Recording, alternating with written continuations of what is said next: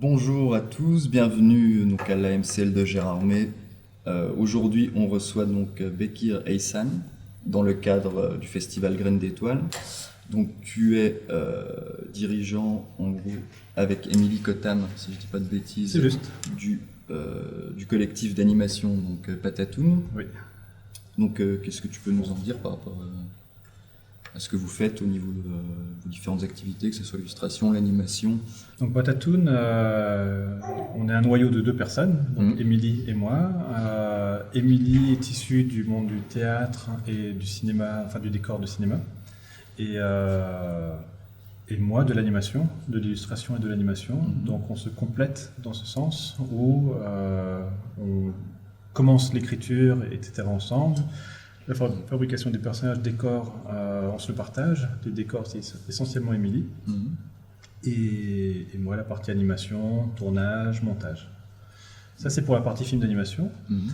On travaille aussi dans l'illustration, beaucoup, et aussi dans l'enseignement, la formation, auprès des écoles, des universités, ou encore des festivals et ce genre de lieux.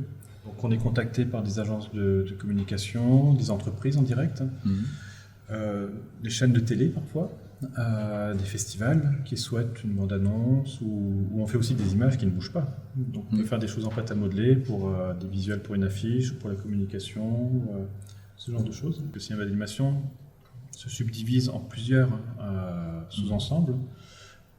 Il y a le dessin animé, il y a les images de synthèse, il y a le papier découpé, il y a la pâte à modeler, il y a les figurines, il y a la pixelation, il y a l'animation d'objets. Donc oui, finalement, dans ce que vous dites, ce qu'on peut noter, c'est que aujourd'hui, finalement, ce qui va servir au processus créatif, c'est qu'aujourd'hui, le film d'animation, on peut le faire finalement sans des coûts très onéreux. C'est très démocratique. Voilà, ça s'est démocratisé, notamment avec le numérique. Ouais. On peut faire ça chez soi, avec des petits moyens, en famille ou avec des copains. C'est gai et accessible. C'est pour ça qu'on m'appelle souvent dans les écoles, les centres socio-culturels, ou à des niveaux plus élevés, tels que la fac ou ce genre de lieux. J'interviens aussi dans des prisons,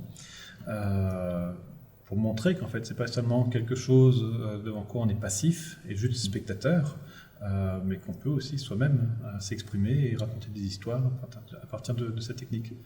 Ah, voilà, donc une dernière question. Pour vous, l'animation, finalement, c'est une passion qui vous vient de l'enfance ou est-ce que c'est quelque chose qui est venu plus tard? Est-ce que vous vouliez vraiment travailler Non, c'est venu tôt. Ça va peut-être me surprendre ou te surprendre. J'avais 5 ans. À 5 ans, j'ai su que je ferais ce métier plus tard. Eh ben, je vous remercie.